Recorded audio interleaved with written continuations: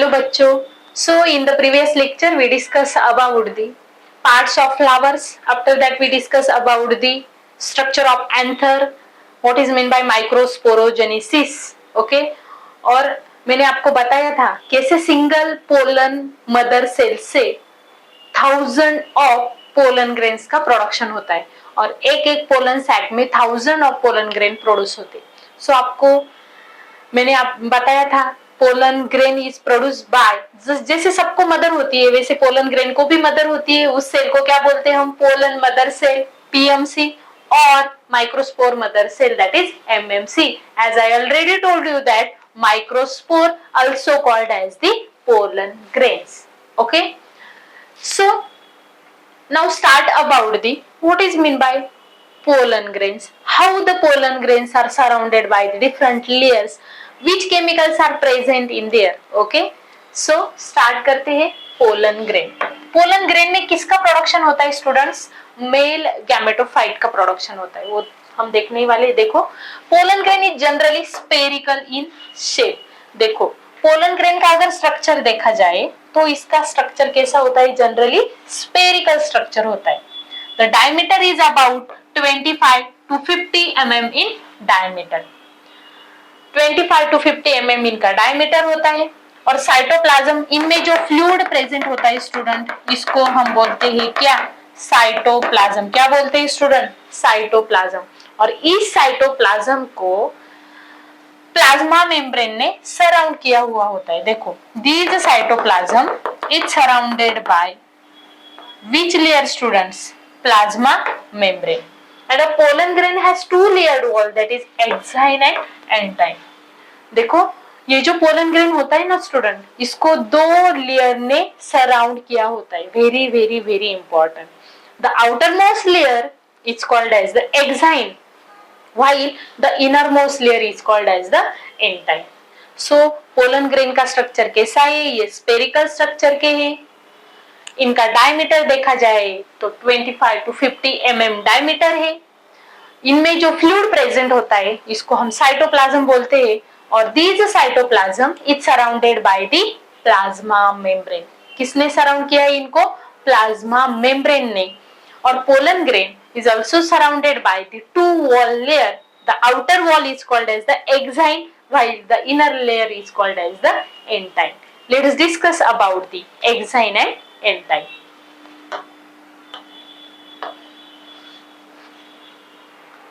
See, first discuss about the exine. The hard outer layer, which is made up of sporopollenin, highly resistant organic material. Very important student, ये जो hard outer thick layer present होती है ना pollen grain के outer portion पे, इसको हम क्या बोलते हैं स्टूडेंट? एक्साइन। क्या बोलते हैं? एक्साइन। ये कैसी होती है? रफ एंड टफ होती है, हार्ड होती है। इनमें एक केमिकल सब्सटेंस प्रेजेंट होता है। वेरी इंपॉर्टेंट, लिख लो आप, आपके कॉम्पिटिटिव एग्जाम में 100% आने वाला है। The exine of pollen grain, which is mainly made up of one of the most important chemical substance, which is called as the sporopollenin. क्या कहते हैं बच्चों? sporopollenin। और ये ऐसा सब्सटेंस है ना, इसमें रेजिस्टेंसी पावर ज्यादा है। देखो इवोल्यूशनरी हिस्ट्री डिटेक्ट करने के लिए पोलन ग्रेन का यूज करते हैं बच्चों। Yes, it is definitely right. बहुत सालों तक पोलन ग्रेन का डिग्रेडेशन नहीं होता, क्योंकि पोलन ग्रेन की जो एक्साइन होती है वो one of the most highly resistant chemical substance से बनी होती है, जिससे हम बोलते हैं sporopollenin. Very very very important, very important student. ये तो क्वेश्चन बनेगा यहाँ से। It can withstand high temperature. Pollen grain ज्यादा टेम्परेचर में भी रह सकता है। And strong acid and alkali. Strong acid में, अल्कली में भी आप पोलन ग्रेन को डालो, इसको कुछ नहीं होगा, क्योंकि इसकी एंजाइम किससे बनी होती है? Sporopollenin. Okay, enzyme can not degrade the sporopollenin, क्योंकि ऐसा कौन सा ही एंजाइम नहीं है बच्चों जो स्पोरोपोलेनिन को डिग्रेड कर सकता है। ये नॉन बायोडिग्रेडेबल सब्सटेंस है। इसकी वजह से high temperature, high acidity, high alkaline condition में भी पोलन ग्रेन को कुछ नहीं होगा। क्योंकि ऐसा कौन सा भी एंजाइम नहीं है जो पोलन ग्रेन को डिग्रेड कर सकता है। Okay, enzyme has an aperture called as the germ pores. देखो बच्चों, एंजाइम में ऐसा अपर्चर प्रेजेंट होता है, देखो ऐसा अपर्चर प्रेजेंट है, देखो enzyme has an aperture and this aperture को हम क्या बोलते हैं स्टूडेंट्स, इसको बोलते हैं जर्म पोर। क्या बोलते हैं? Germ pores. Enzyme has an aperture called as the germ pores where sporopollenin is absent. Very important students, again sporopollenin वहां पे कैसा होता है? Absent होता है। हाँ, देखो ये एग्जाइन है which mainly made up of non-biodegradable substance called as the sporopollenin, which is interrupted at some places. ये जो एग्जाइन होती है ना बच्चों, ये इंटरप्टेड हुई है some places पे, and these places or these pores are called as the germ pores. Okay, और इन germ pores region पे sporopollenin absent होता है। Very important है। Okay, एग्जाइन जो लेयर है ना बच्चों, ये डिसकंटिन्यूअस लेयर है क्योंकि इनका इंटरप्शन हुआ है और वहां पे एक एपर्चर प्रेजेंट है जिसको हम बोलते हैं जर्म पोर, और वहां पे स्पोरोपोलेनिन एब्सेंट है। Okay, pollen grains are preserve as a fossils due to the presence of sporopollenin. Pollen grain को हम एज अ फॉसिल्स बोलते हैं, उसको हम प्रिजर्व कर सकते हैं बहुत सालों के लिए, क्योंकि ये किससे बना हुआ होता है? इसके enzyme sporopollenin which is non biodegradable substance. Enzyme exhibit the patterns and design. बच्चों, क्या आपको ऐसा लगता है सब पोलन ग्रेन की एग्जाइम ऐसी ही होती है? नो, ये डिफरेंट होती है as per species, as per plant, as per family, okay, as per environmental factor as well. So the pattern and design of these enzyme is different in different plants. देखो, कुछ pollen grain तो ऐसे होते हैं, कुछ ऐसे होते हैं, कुछ ऐसे होते हैं, और भी डिफरेंट पैटर्न्स एंड डिजाइन के पोलन ग्रेन हमको दिखाई देते हैं. ओके,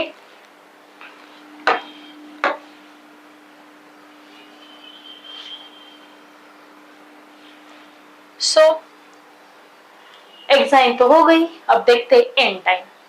एंड टाइम कैसे है student? It is a inner wall. Pollen grain की ये जो इनर वॉल होती है इसको हम बोलते हैं and time. It is thin and continuous layer. जैसे कि एग्जाइम डिसकंटिन्यूअस लेयर थी स्टूडेंट, क्योंकि इनमें एपर्चर प्रेजेंट था बीच बीच में, जिसको हम जर्म पोर बोलते हैं. लेकिन ये जो एंटाइन होती है ना बच्चों, ये कंटिन्यूअस लेयर है. कैसी लेयर है? कंटिन्यूअस लेयर है. और किससे बनी हुई होती है? सेलुलोज और pectin. It is a continuous layer and which is mainly made up of one of the most important chemical substance called as the cellulose and pectin. Question बनेगा, important है. एंजाइम किससे बनती है स्टूडेंट? स्पोरोपोलेनिन. तो एंटाइन में क्या present होता है? Cellulose and pectin. Is it crystal clear to all? Yes बच्चों. Okay.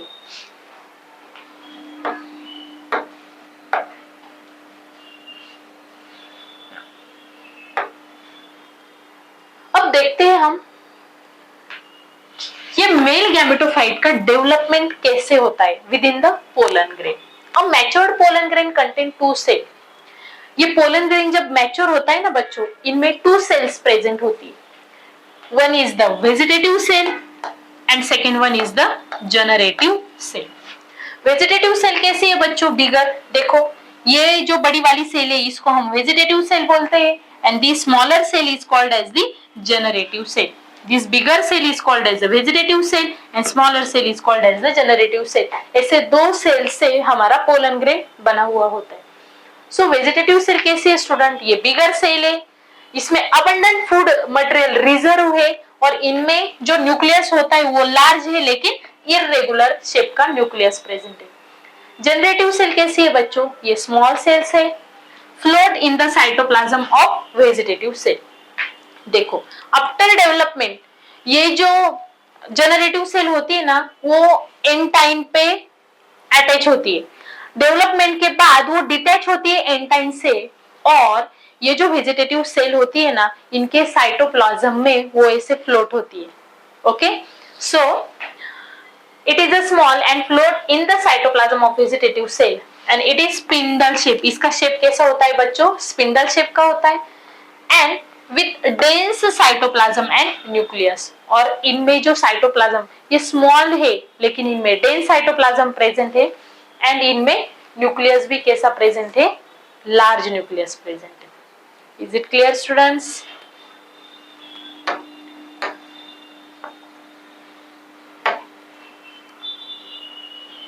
See, again very important sentence बच्चों. Over the 60% of angiosperm shed their pollen grain at this 2-cell stage. यानी 60% plant या angiosperm pollen grain को कौन सी stage पे release करते हैं? तो 2-cell स्टेज यानी generative cell and vegetative cell. In others, generative cell divide mitotically to gives 2 male gamete. देखो स्टूडेंट, ये जो जनरेटिव सेल होती है ना, इनमें माइटोटिक डिवीजन होता है और एक सेल से 2 सेल्स फॉर्म होते हैं. कितने सेल फॉर्म होते हैं student? 2 cells. So in other, generative cell divide mitotically to gives 2 male gametes and thus pollen grains are shed at 3-cell stage. तो देखो अब आपके सामने कितने सेल है स्टूडेंट? ये लार्ज वाली 1 और ये 2 और 3. ओके, सो 40% एंजियोस्पर्म उनके पोलन ग्रेन को कौन सी स्टेज पे रिलीज करते हैं? तो 3-cell स्टेज यानी 1 vegetative cell and generative cell से फॉर्म हुए 2 मेल गैमेट्स यानी 3-cell स्टेज. लेकिन मोस्टली पोलन ग्रेन कौन से स्टेज पे रिलीज किए जाते हैं? तो 2-cell स्टेज यानी generative cell and vegetative cell mostly. Okay,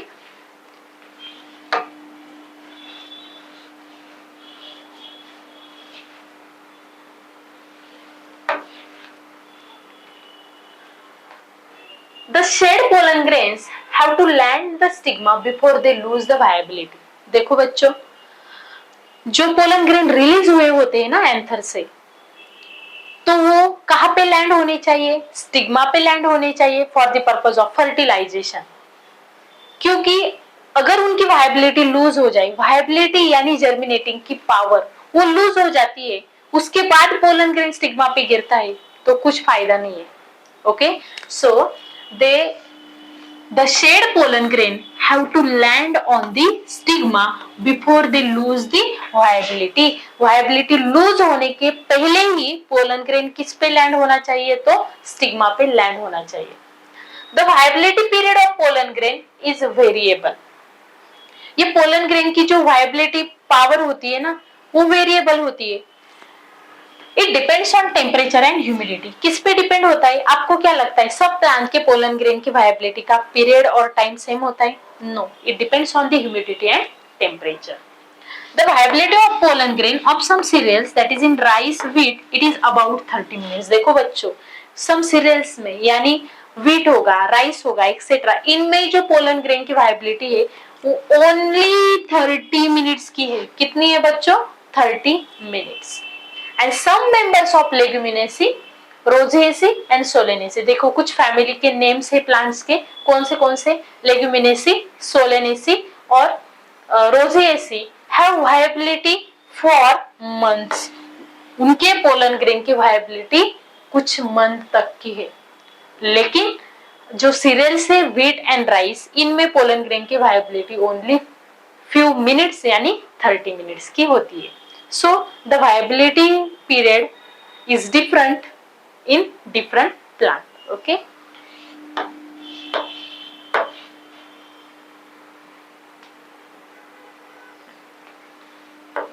Now coming towards the economic importance of pollen grain.